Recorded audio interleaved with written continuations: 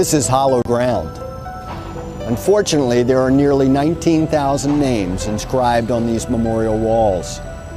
And none of these law enforcement officers thought it would be their day. Is today your day? Dad, why do you wear the vest on your uniform? To help keep me safe and to make sure I come home to you.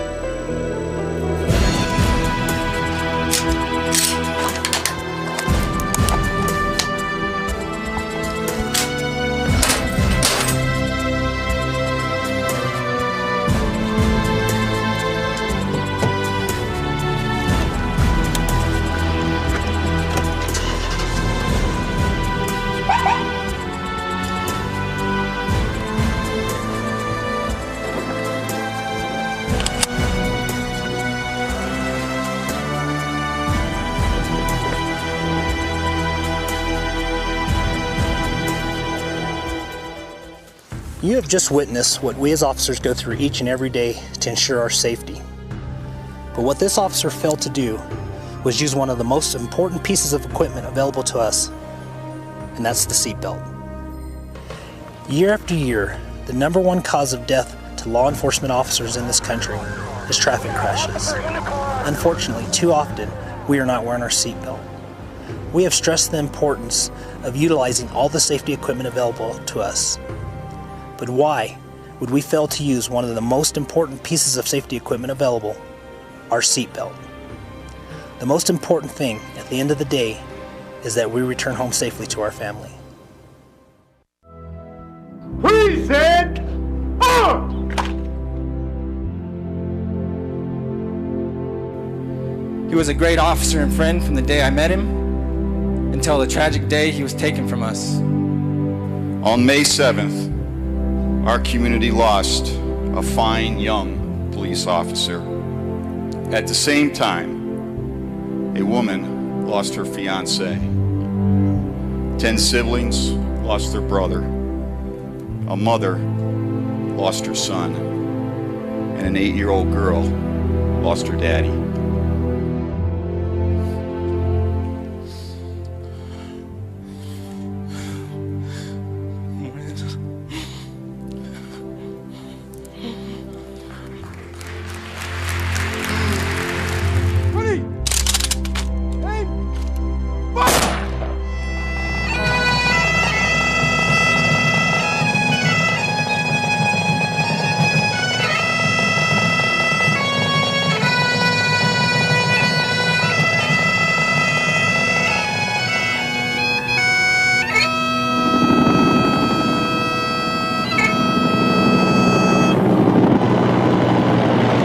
Attention all officers. Officer James L. Manor. P number 10027. Secure. Final.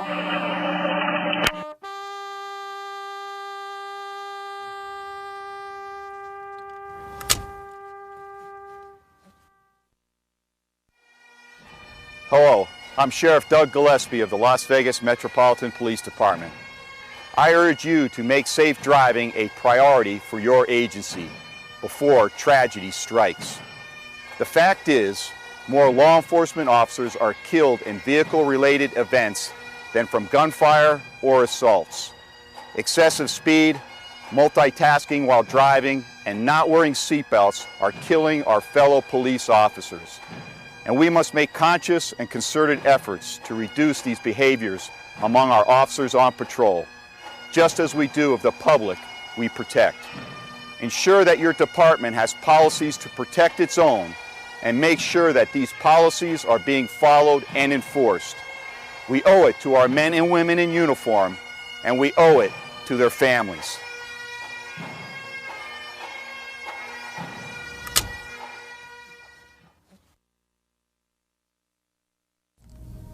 He was driving and I was the passenger.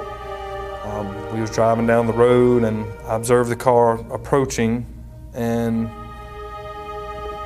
I looked over at Dennis and I told him, I don't think that car is going to stop. I seen the headlights coming toward the car, and I felt the impact of the car, and that was it. I was going back to Bloomingdale when I heard one of the Effingham County deputies on the radio screaming for help that they had an officer down. I reached in and grabbed Derek's hand, told Derek that I was there. Derek recognized my voice, and then he started telling me that he couldn't get Dennis to talk to him. At that point, I didn't find any pulses on Dennis. Derek was seatbelted in the car. Dennis was not. The physicians at the hospital indicated that some of my injuries were probably due to the fact that Dennis did come over into my compartment and strike me during the accident. It was like I was burying a brother. It was extremely difficult to lay him to rest.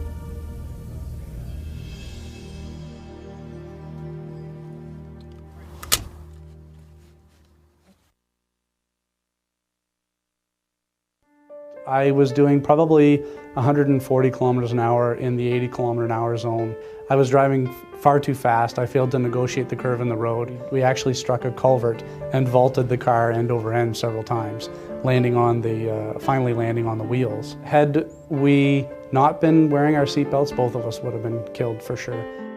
When you look back at that crash, it was completely a preventable crash. You know, we're driven by this desire to catch the bad guy, and we tend to take risks that are unnecessary. Well, I was no help to anybody that day. I didn't catch the people that were breaking into that church. In fact, I diverted a lot of resources. The fire department, the paramedics, the people that stopped at the scene to help me, you know, plus the resources at the hospital, because of a bad decision that I'd made. I was clearly driving too fast to negotiate that curve. And that was a long time before I would admit that. There were a lot of days that I spent what-ifing that particular crash and thinking about how things would have been different had I been responsible for the death of my partner that night.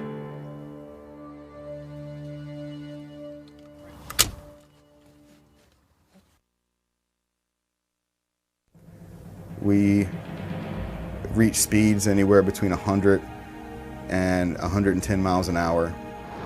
When I'm coming up to one of the curves, the rear end gave way, broke loose from the vehicle, and the car ended up flipping end over end several times and turning over on its side several times. But I ended up breaking a couple vertebrae in my back. I broke my left femur in 2 places, and they were already planning on having to amputate the leg. The reason I'm still alive is because I had my seatbelt on during the crash. And it's just habit, it's muscle memory, it's ingrained. I don't remember putting on the seatbelt, but I put it on before the pursuit started. And I know for a fact that if I didn't have my seatbelt on, I would have been dead, period.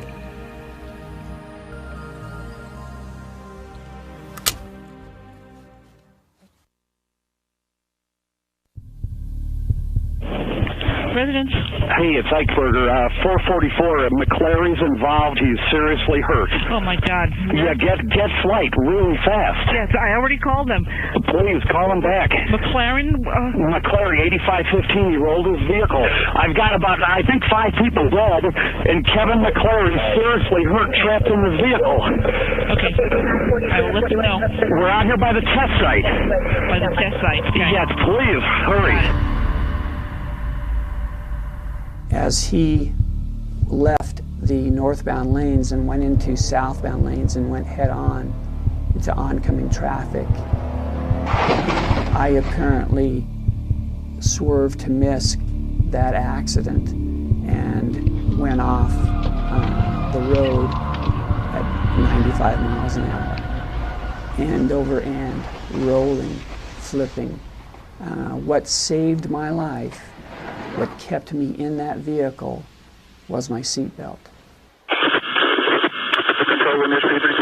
HP unit, you were braking? Crashed.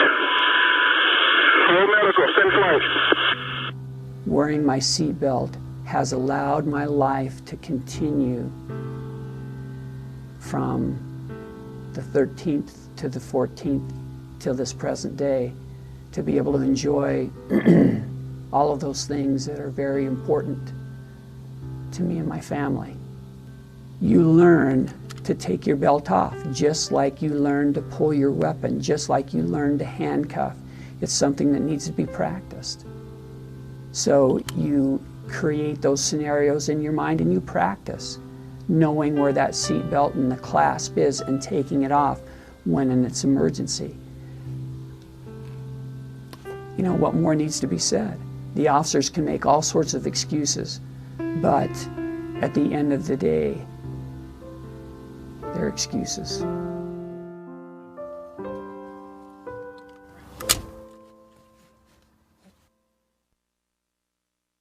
If he had his seatbelt on, he probably could have been here right now with me.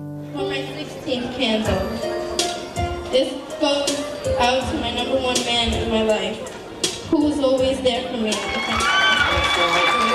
It was amazing because I had him there to share it with me, and I danced with him. We had a father and daughter song, and it was really nice. I was in 12th grade, and for some reason my mom kept calling me, and she's like, "Are you coming home?" I was like, "What are you doing home?" She's like, "Coming home, I have to tell you something." As soon as I got there, my mom grabbed me into the room. She said, "Your father's been in an accident." And I was like, "Oh my God, you see, he's always confident that he never gets into car accidents." I was like, "What hospital is he in?" And she was like, "He's not in a hospital." And that's just when I broke down. I actually fainted. And all I remember is waking up in a hospital. I'm praying that it was a dream, and it wasn't. I mean, I have my good and bad days. There's not a day that goes by that I don't think about him. And I wish he was here, because there's some things that I would like if he was here for, but fortunately he's not here in person. Every time you get into any type of vehicle, even if you're not driving, even if you're in the back seat, you should always put on a seatbelt. Dad, I love you.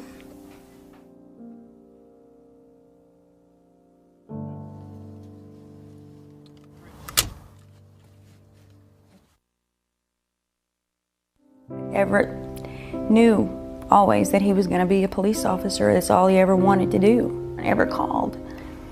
I was getting ready to hang up, and I said, "All right, thank you, baby. I'll talk to you later." And I said, "Bye." And he said, "Mom." And I said, "What?" I mean, it was just, I was pulling the phone away from my ear, and he said, "I love you." And I said, "I love you too, baby." And we hung up. And that was the last time I spoke to him.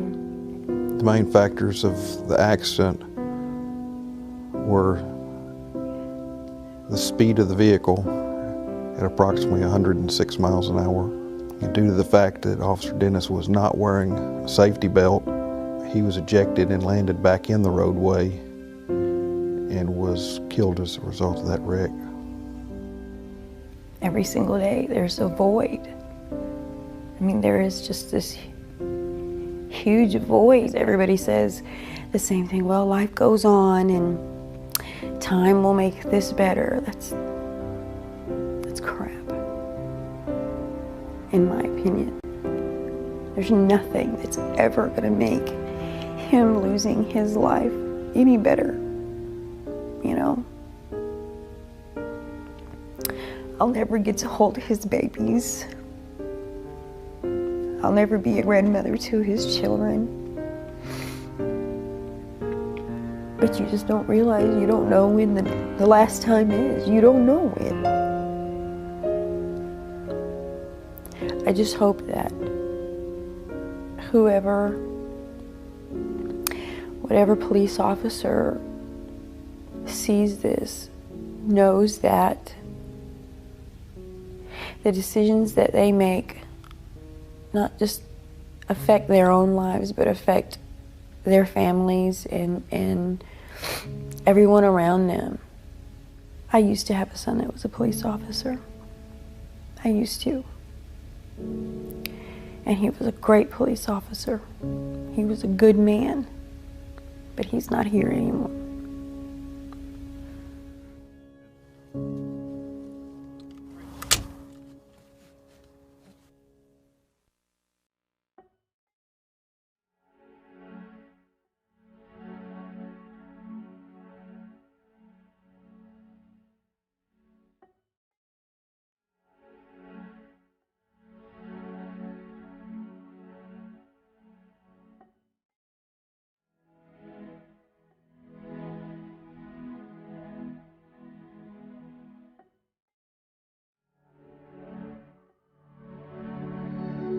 I remember him giving me a kiss goodbye and saying, "I'll see you tonight."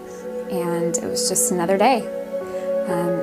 When my daughters woke up and our day started is when I got the call of, that he was in an accident, and it was pretty severe. It was very traumatic, and knowing that he was gone forever will be a day that will never go away for me.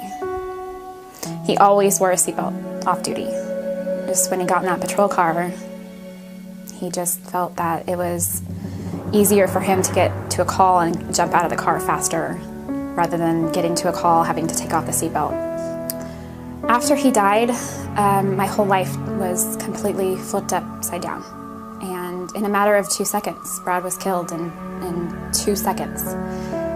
My whole life was just completely different, and it's something that I don't ever think that my life will be completely normal and back to the way it was. I mean, how can it? I lost the main thing in my life, Being thrown into single parenthood is really rough. Raising 2 small daughters that don't really get where their daddy is hard. And there are questions on where he is and why he can't come back, and are we ever going to see him again? They're tough. They're really tough. But I promised Brad in the hospital that every single day I would tell his daughters how much he loved them, and I promised him that I will raise them as if he were here.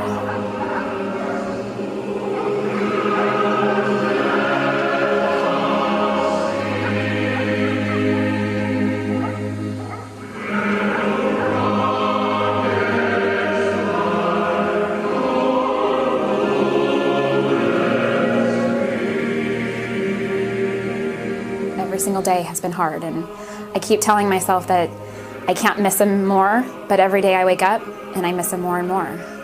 And my daughters aren't going to ever know their daddy through their eyes. They'll know him through us and his family and his friends, but that's not good enough for me. I would have loved for him to be here to watch his daughters grow up.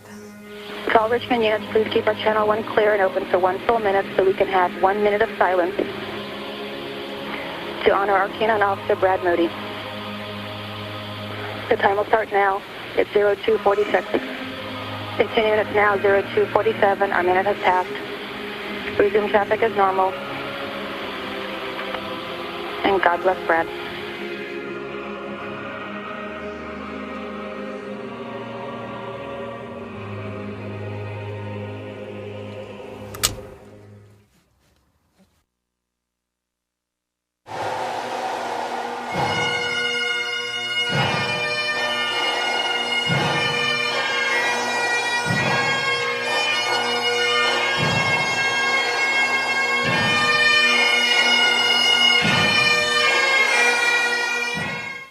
As I walked into that room, it was like being in a bad dream and unable to wake up. So I did what any man would do for his partner. I held his hand and I told him to fight.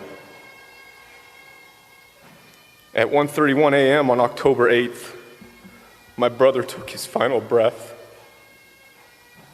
I wrapped my arms around his shoulder and bicep, and I whispered the words, "I love you, my friend."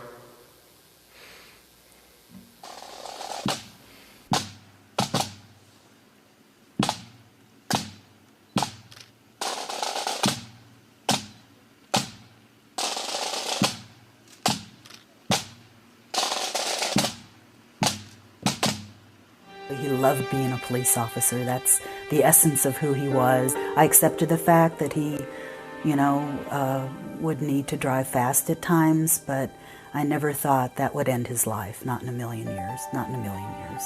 Putting a seatbelt on, such a simple thing, and it only takes a split second to unbuckle it when you have to get out and do what you need to do. If I just could have been there to just buckle a seatbelt for him or tell him to slow down a little bit. In a lot of ways, it was just surreal. I had to keep telling myself, this is really real. I am really making funeral arrangements for my 30-year-old son, and this is not how it should be, ever, ever. And if I could talk to each and every one of them, I'd say, put your seatbelt on. In honor of my son, put your seatbelt on.